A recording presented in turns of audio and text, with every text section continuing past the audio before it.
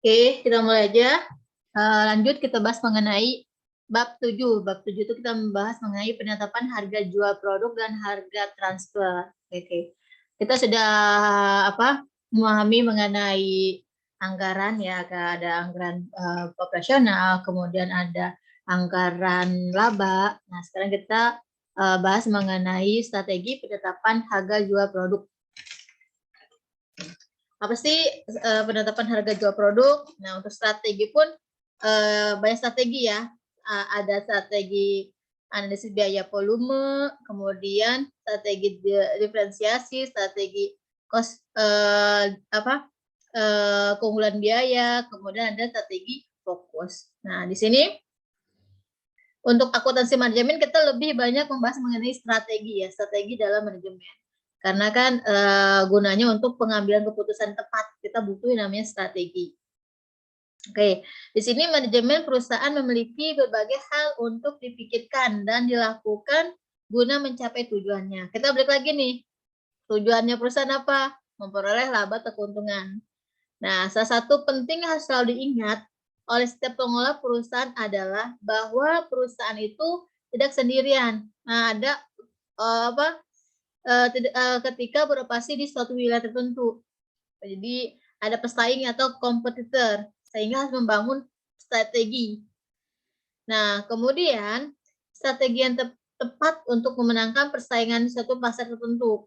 Tanpa memenangkan persaingan, maka tujuan dari perusahaan tersebut tidak akan tercapai. Ini yang sering saya ulang nih setiap kita bahas mengenai strategi, karena adanya kompetitor atau pesaing dalam suatu wilayah tertentu ketika kita melakukan istilahnya itu membuat suatu perusahaan atau menjual suatu produk. Nah, terdapat banyak strategi yang dapat dilakukan. Yang pertama kita sudah bahas mengenai konsep strategi komprehensif yang menekankan pada keunggulan biaya atau cost leadership. Nah, secara umum ada beberapa metode yang dapat digunakan untuk menentukan harga jual produk dengan berbasis kepada besarnya biaya yang dikeluarkan perusahaan, yaitu metode maksimalisasi laba, tingkat pengembalian atas modal digunakan, biaya konversi, margin kontribusi, dan biaya standar. Oke, kita udah bahas mengenai biaya pengeluaran biaya. Sekarang kita bahas mengenai strategi penetapan harga jual produk. Nah, untuk menentukan strategi penetapan harga jual produk, kita bisa menggunakan 5 metode. Pertama, metode maksimalisasi laba, kemudian tingkat pengembalian atas modal yang digunakan, biaya konversi, margin kontribusi, dan biaya standar. Masih ada yang ingat nggak apa itu margin kontribusi? Silakan. Margin kontribusi. Ini pernah kita bahas di sebelum-sebelumnya. Halo, ada yang ingat nggak margin kontribusi? Kalian tuh harus sebutin namanya dulu ya, baru bisa ngejawab ya. Apa itu margin kontribusi? Ibu izin menjawab. Analisis biaya volume laba bagian dari manajemen ya, Bu. Jadi margin kontribusinya itu apa? Keuntungan dalam penjualan per unit. Ya, Bu ya. Pendapatan bersih.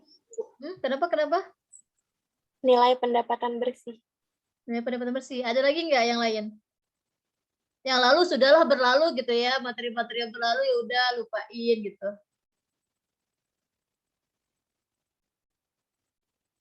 Kalian punya catatan nggak sih? Kan saya share materinya ya. Coba apa itu margin kontribusi? Menjawab. Oke, silakan Putri. Margin kontribusi adalah selisih antara nilai penjualan dengan biaya variabel. Ya. Kemudian biaya variabelnya ini selisihnya ini untuk menutupi biaya tetap. Nah, kalau misalnya margin kontribusinya lebih besar dari biaya tetapnya, otomatis si perusahaan akan mendapatkan laba secara cepat.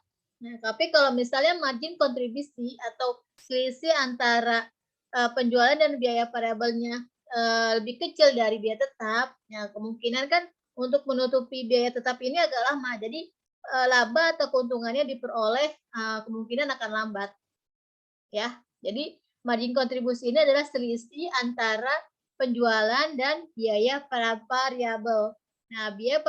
Nah, selisih ini untuk menutupi biaya tetap tersebut untuk memperoleh keuntungan atau laba atau untuk memperoleh tujuan perusahaan atau untuk memperoleh kekayaan perusahaan. Itu margin kontribusi.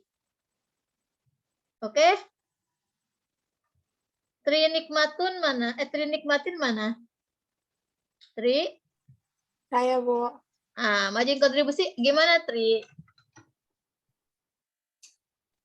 Ibu baru saya mau nyatet. Baru ini selisih Kan itu antara udah ada di itunya, di PPT yang saya share. Saya nge-share itu nggak di-download ya, nggak disimpan gitu sama kalian.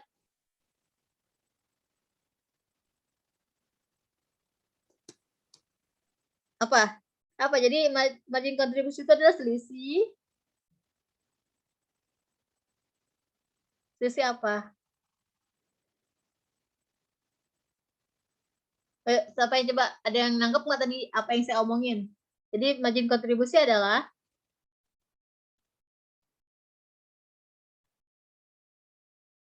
siapa yang mau jawab? Tadi kan saya udah ngomong. Tadi Putri udah oke, apa Put? Coba Put.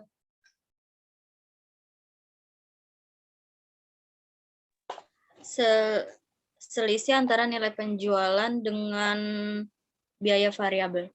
Ya. Tri, gimana Tri? Halo Tri. Tri nikmatin. Gimana? Margin kontribusi itu apa?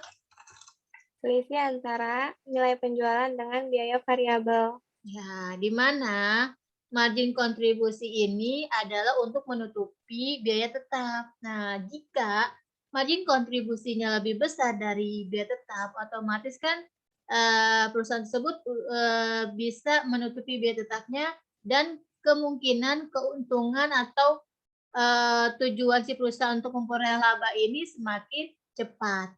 Tapi kalau misalnya margin kontribusi yang terdiri dari nilai penjualan dikurangi dengan biaya variabelnya lebih kecil dari biaya tetap, nah itu kemungkinan perusahaan untuk memperoleh labanya itu lama karena belum bisa menutupi biaya tetapnya. Itu adalah margin kontribusi. Oke. Kita lanjut untuk strategi penetapan harga jual. Pertama, kita akan bahas mengenai maksimalisasi labanya. Nah, di sini kita ulang lagi nih, tujuan perusahaan apa? Oke, untuk menghasilkan laba, ya itu otomatis itu sudah kita tahu. Nah, laba maksimal dalam jangka panjang. Nah, di mana laba maksimal dalam jangka pendek bukanlah tujuan yang baik bagi perusahaan yang ingin terus hidup dalam jangka panjang. Ya, jadi kan perusahaan ingin tujuannya itu memperoleh laba maksimal dalam jangka panjang. Jadi supaya perusahaan ini akan tetap berkelanjutan atau ingin terus berkesinambungan hidup dalam jangka panjang. Nah, itu adalah tujuan si perusahaan. Nah, laba usaha per unit untuk produk yang besar tetapi tidak diimbangi dengan volume penjualan yang optimal, nah otomatis hanya akan menghasilkan laba usaha total yang tidak optimal. Gitu ya. Kalau misalnya laba usaha per unitnya besar labanya, tapi nggak diimbangi dengan volume penjualan. Jadi aktivitas penjualannya tuh nggak istilahnya tuh nggak optimal. Otomatis untuk menghasilkan labanya pun tidak optimal. Nah, sebaliknya kalau laba usaha jadi saling berkesinambungan ya antara laba usaha per unit dengan volume penjualan. Nah, kalau misalnya laba usaha per unit produk yang kecil, tetapi diimbangi dengan penjualan produk dalam volume yang besar, mungkin juga tidak akan menghasilkan laba usaha total seperti yang diharapkan. Ya, jadi antara laba usaha per unit dan volume penjualan ini saling berkaitan ya, kayak gitu. Jadi kalau misal labanya kecil, kalau volumenya besar belum tentu juga optimal labanya. Terus sebaliknya kalau misalnya laba usahanya besar, terus volume penjualannya kecil, nah sama itu juga mungkin juga tidak akan menghasilkan laba usaha total yang diharapkan atau yang maksimal. Nah, jika faktor harga jual akan berpengaruh secara nyata terhadap volume penjualan, maka menghitung dan menganalisis berbagai variasi serta alternatif harga jual dan volume penjualan sangat diperlukan untuk melihat alternatif yang paling menguntungkan bagi perusahaan. Nah, kombinasi antara harga jual dan volume penjualan yang paling menguntungkan harus dipilih untuk melihat dampak optimalnya terhadap perolehan laba usaha perusahaan. Ya, jadi faktor harga jual berpengaruh ya secara nyata terhadap volume penjualan. Nah, kita langsung ke ilustrasi contoh. Ya, ini kita menggunakan analisis penetapan harga jual produk dengan metode maksimalisasi laba. Ya. Nah, ini contohnya PT Koinmas membuat suatu barang dengan kapasitas 140.000 unit per tahun. Jumlah biaya tetap total yang dikeluarkan untuk membuat seluruh produk tersebut adalah 300 juta rupiah. Sedangkan biaya variabel yang diperlukan untuk membuat produk diperkirakan sebesar Rp7.000 per unit. Kemudian manajemen perusahaan sedang mempertimbangkan harga jual yang tepat untuk produk tersebut agar laba usaha total yang akan diperoleh perusahaan menjadi optimal.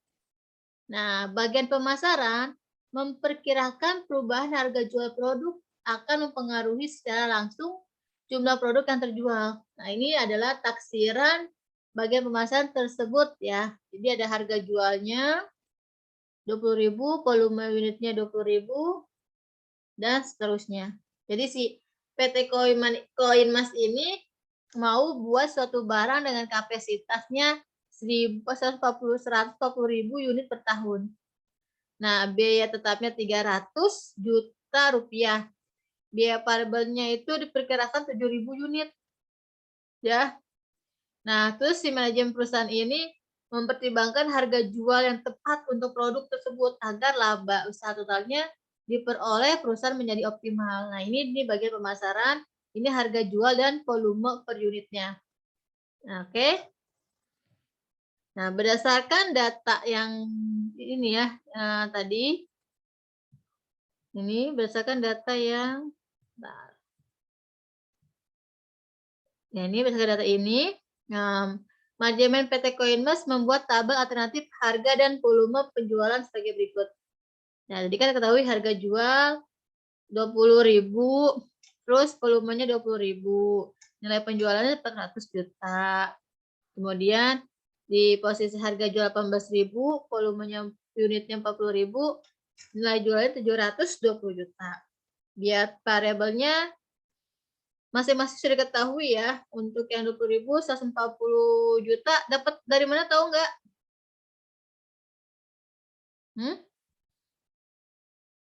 Biaya variabel yang harga jual 20.000, volume penjualan 20.000 dikali 7.000. Oke, next selanjutnya ya. Terus kalau yang 280 berarti 7.000 dikali 18.000. 40.000. Nah, dikali Iya, dengan 40.000. ya dikali dengan volume penjualannya ya. Ya, gitu ya. Nah, kemudian di sini karena biaya tetap yang dikeluarkan perusahaan untuk membuat produk dengan kapasitas 140.000 unit per tahun adalah 300 juta rupiah. Maka berapapun volume produk yang dihasilkan perusahaan, biaya tetap yang dikeluarkan tidak mengalami perubahan. Ingat ya, biaya tetap walaupun volume produksinya berubah, dia tidak akan mengalami namanya perubahan. Itu adalah biaya tetap. Kecuali biaya variabel. di mana akan berubah mengikuti volume penjualannya. Ingat di situ ya. Kemudian di sini biaya variabelnya dikeluarkan kan Rp7.000 per unit. Nah, sehingga besarnya biaya variabel total yang dikeluarkan akan berubah sejalan dengan besarnya volume produksi. Jadi, biaya tetap tidak akan dipengaruhi oleh perubahan volume penjualan atau volume produksi. Tetapi biaya variabel akan mengalami perubahan tergantung dari sejalan dengan besarnya volume produksinya atau volume penjualannya. Itu bedanya biaya tetap dan biaya penjualan. Oke, nah di sini dijelaskan dari tabel tersebut terlihat bahwa jika PT Koinmas menjual produknya dengan harga 20.000 nih, 20.000 per unit, ya, volume penjualannya 80.000 unit, sehingga perusahaan akan memperoleh laba sebesar 740 juta rupiah. Dan selanjutnya, ya. Terus kemudian turun harganya 100, harganya yang tadinya 20, terus turun 18 juta, tapi volume penjualannya meningkat. Nah, labanya 1.460 juta rupiah. Ya, jadi intinya itu berarti di posisi harga jual dan volume penjualan berapa si PT Koinmas ini akan mendapatkan laba yang maksimal. Coba, kalau dari data ini nih, di posisi harga jual atau volume penjualan berapa si PT Koinmas mendapatkan maksimal laba yang maksimal, memperoleh laba yang maksimal. Di harga 14.000. 14.000 dengan volume penjualannya 80.000. 80.000. Berapa hasilnya kalau misalnya 80.000? Kan udah jelas tuh, labanya diketahui jelas. Laba yang maksimal di yang mana? Di harga jual yang volume penjualan yang mana? Halo? Di 14.000 bukan, Bu? Iya, volume penjualannya berapa? 320.000. 320.000. Berarti si PT Koinmas untuk maksimal laba yang diperolehnya itu, laba maksimal itu ketika si PT Koinmas itu menjual harga jualnya 14.000 dengan volume penjualannya 320.000 per unit ya, kayak gitu. Jadi labanya 1,940. Ya, jadi analisis tersebut, maka harga jual optimal yang dapat mengakibatkan perolehan laba usaha maksimal adalah 14.000 per unit produk. Oke, sampai sini ada yang mau ditanyain? Sebelum kita lanjut.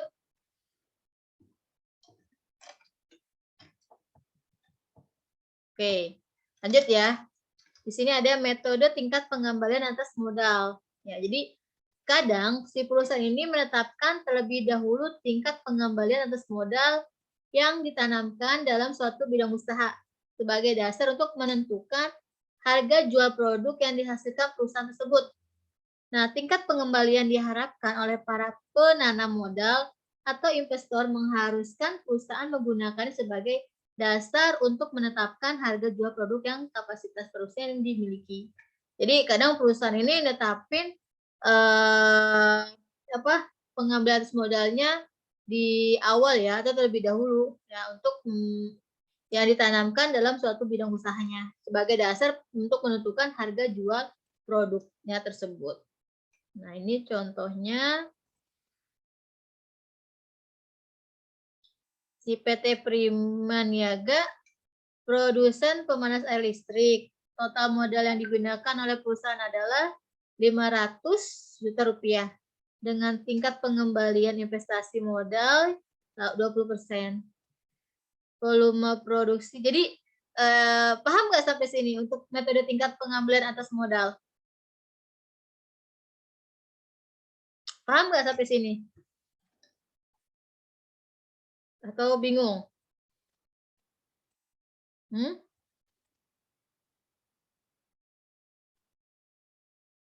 Paham nggak? Jadi setelah kita menganalisis laba maksimal, nah kadang si perusahaan tuh untuk memaksimalisi laba dia di awal udah nentuin tingkat pengembalian modal yang udah ditanamin, yang udah diinvestorin sama dia. Nah misal gini nih, contoh misalnya si PT Niaga ini dia produsen pemanas listrik. Total modal digunakan perusahaan ini 500 juta rupiah. Jadi udah tentuin nih tingkat pengambilan modalnya. Oke, misalnya si PT Niaga mau memproduksi pemanas listrik. Modalnya ini 500 juta rupiah. Tapi tingkat pengambilan investasinya ini sudah ditentuin di awal sama si Prima Niaga, misalnya 20%. Pokoknya untuk pengembalian investasinya maunya 20% ya, gitu kan. Itu udah ditentuin di awal. Nah, kemudian volume produksi dan volume penjualan yang direncanakan diketahui 50.000 unit produk. Nah, sedangkan biaya yang dikeluarkan untuk membuat seluruh produk tersebut adalah 320 juta rupiah. Nah, berdasarkan tingkat pengambilan investasi atas modal, berapa harga jual per unit penanas air gitu. Berapa sih harga jualnya? Pokoknya kalau misalnya si PT Prima Niaga dengan 500 juta dia mau tingkat pengembalian investasinya 20%. Berapa sih harga jual per unitnya gitu? Berapa sih yang harus dijual per unitnya oleh PT Prima Niaga? Ngerti nggak maksud soalnya? Paham nggak maksud soalnya?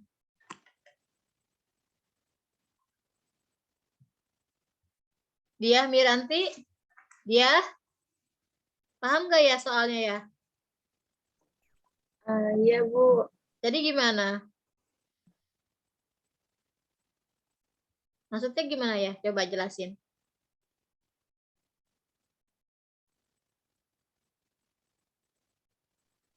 Jadi gimana ya? Kamu lagi di mana ya? Lagi di kamar, Bu, depan kipas angin. Dasar. Coba jelasin ini maksudnya gimana?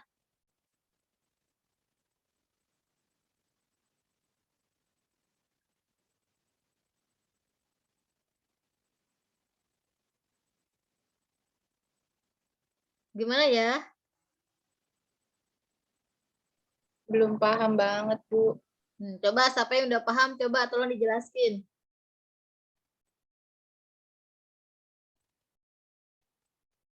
Silakan. Siapa yang mau menjelaskan?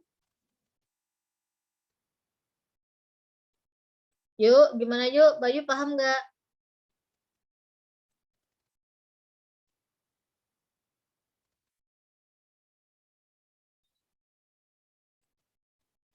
Yuk, paham nggak? Belum, Bu, belum. Udah ada yang paham belum? Coba silakan. Yang udah paham siapa nih?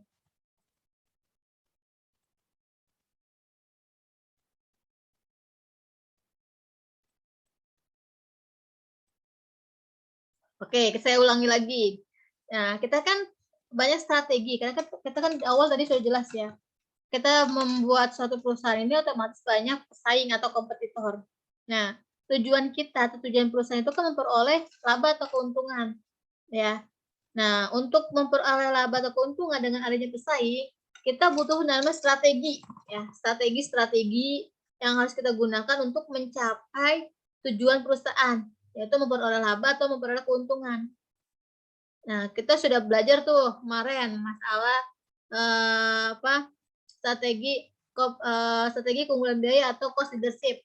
Nah, sekarang kita bahas mengenai strategi penetapan harga jual produk. Ya. Untuk strategi penetapan harga jual produk itu ada berapa metode tadi?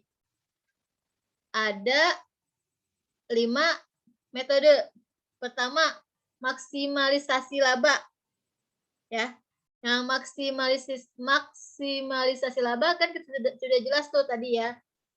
Dengan metode maksimalisasi laba, kita bisa menentukan berapa sih harga jual yang harga jual dan volume per unitnya untuk mendapatkan laba maksimal. Kita bisa menggunakan metode maksimalisasi laba. Nah, metode kedua yaitu kita menggunakan metode tingkat pengembalian atas modal. Nah, metode tingkat pengembalian atas modal ini biasanya perusahaan ini menetapkan terlebih dahulu tingkat pengembalian atas modal yang ditanamkannya dalam satu bidang usaha. Nah, contohnya ini si PT Prima Niaga. Dia ini mau membuat pemanas alis listrik. Nah, total modal yang digunakannya ini adalah 500 juta rupiah. Dia sudah tentuin tuh, pokoknya nanti dari yang gue sudah investasikan gitu, gue maunya pengambilan investasi modalnya sebesar 20%. Gitu kan? Nah, kemudian di sini diketahui volume produksi dan volume penjualan yang direncanakannya 50.000 unit produk. Terus biaya yang dikeluarkan ini adalah 320 juta rupiah. Nah, berapa sih harga jual per unit si pemanas air ini kalau kita mau memperoleh tingkat pengembalian investasinya itu 20% dari modal yang sudah kita investasikan. Nah, kita bisa menggunakan rumus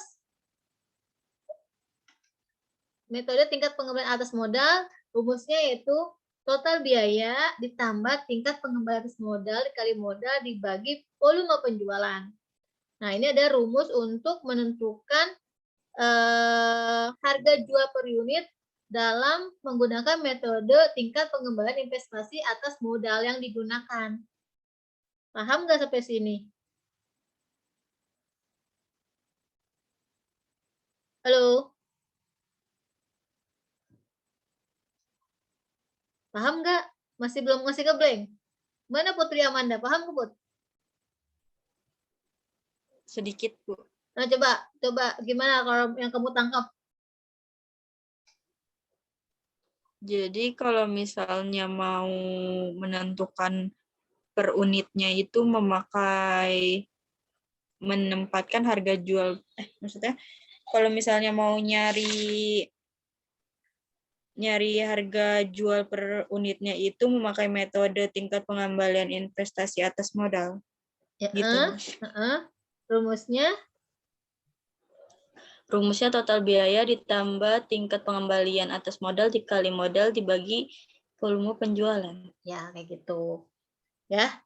Jadi kalau mau menentukan menganalisis penetapan harga jual dengan metode pengembalian investasi atas modal, kita bisa menggunakan harga jual per unit ini dengan rumus biaya total biaya plus tingkat pengembalian atas modal dikali modal dibagi dengan volume penjualan. Gitu maksudnya. Oke? Gimana? Niki? Ki, gimana Ki? Mana Niki? Ki? Ya, halo Bu. Gimana Ki? Lagi ngapain Ki? Lagi nyimak Bu. Ya, gimana paham kan nggak Ki? Sedikit Bu. Ya, ini dia rumusnya. Nah, di sini kita pembuktian aja, bener nggak nih? Misalnya, tadi kan penjualannya didapat 8.400 per unit ya. Nah, penjualannya kan tadi 50.000 unit ya, 50.000, bener nggak 50.000 unit? Ya, direncanakan 50.000 unit, ya dikaliin dengan harga jualnya 8.400 tadi. Total biaya tetapnya diketahui 320 juta. Nah, kita mau labanya kan 20% ya. 20% kali 500 juta berapa? Berapa?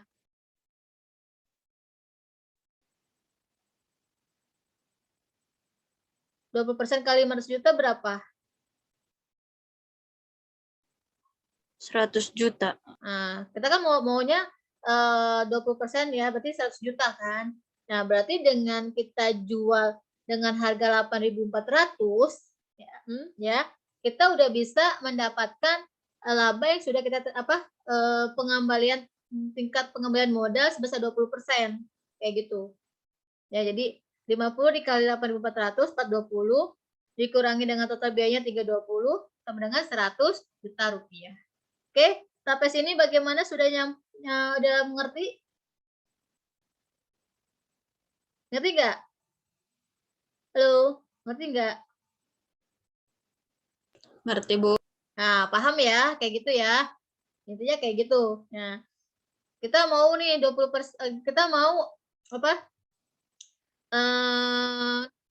Untuk menetapkan harga jual berdasarkan pengambilan modal, pokoknya 20% misalnya, 20% dari modalnya.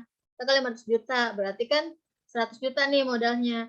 Berarti kita harus jual berapa nih kalau untuk mau dapat 100 juta? Nah, ini rumusnya tadi. Berarti 8.400 per unit yang harus kita jual. Dengan harga 8.400 unit, kita bisa mengembalikan tingkat pengembalian investasinya sebesar 20% dari modal yang sudah digunakan sebesar 500 juta rupiah. Nah, ini adalah pembuktiannya. Kalau misalnya harga jualnya 7.000, nah berarti kan belum sesuai tuh, masih belum 20% dari tingkat pengembaliannya, ya.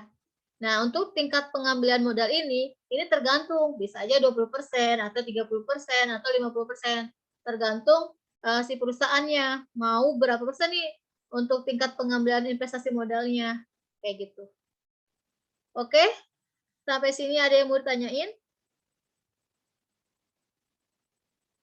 Udah paham ya, lanjut. Nah, ini latihan 7.2. Sama aja sih. Nah, ini sama aja ya. Tadi sama aja. Cuma beda apa? Modalnya 1.500.000.000 juta. Ya, berarti kalau 1.500.000.000 juta tingkat pengembalian 20% berapa? Tingkat pengembaliannya? 300 juta. 1,5 dikali 20% berarti 300 juta ya. Nah, kamu tinggal hitung tuh. Tadi kan rumusnya. Berarti di posisi 8.400. Di sini kan diketahui biaya tetapnya ya, biaya keseluruhan itu 160 juta ya. Sini biaya tetapnya 106, total biayanya 960 juta. Oke, berarti labanya 300. Jadi di posisi 8.400 dengan 150.000 unit dengan harga 8.400 dengan total biayanya 960 juta bisa mendapatkan laba 20% dari modal 1.500.000 juta rupiah. Oke. Sampai sini ada yang mau ditanyain? Nah, kemudian untuk metode tadi apa? Metode biaya konversi, margin kontribusi, nanti ya kita bahas lagi. Kalau margin kontribusi kan kalian sudah paham ya. Nah, kemudian untuk apa? Untuk biaya standar, ya biaya standar ini lebih ini ya, lebih apa? Kalau biasa tadi ini jika perusahaan ini memiliki biaya standar yang dijadikan tolak ukur dalam menentukan besarnya biaya produksi. Jadi punya standar si perusahaan kalau biaya standar. Jadi untuk penentuan harga jual dapat pula ditentukan berdasarkan biaya standar yang dimiliki perusahaan. Itu masuk dari biaya standar. Ya. Kalau margin kontribusi kan jelas tadi ya, antara penjualan dan biaya variabel. Dan biaya variabel ini untuk menutupi si biaya tetap itu sendiri. Oke, cukup. Sampai sini ada yang mau ditanyain nggak? Ada yang mau bertanya nggak? Untuk UTS? Ada yang mau bertanyain nggak?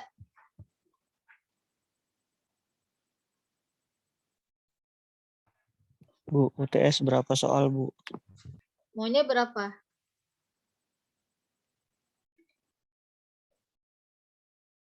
Nanti kalau di bab 7 saya keluarin udah paham ya. Untuk biaya apa? Untuk apa? Pengembalian tingkat apa nih? Tingkat modal ya, udah ngerti ya. Misalnya saya keluarin UTS ya.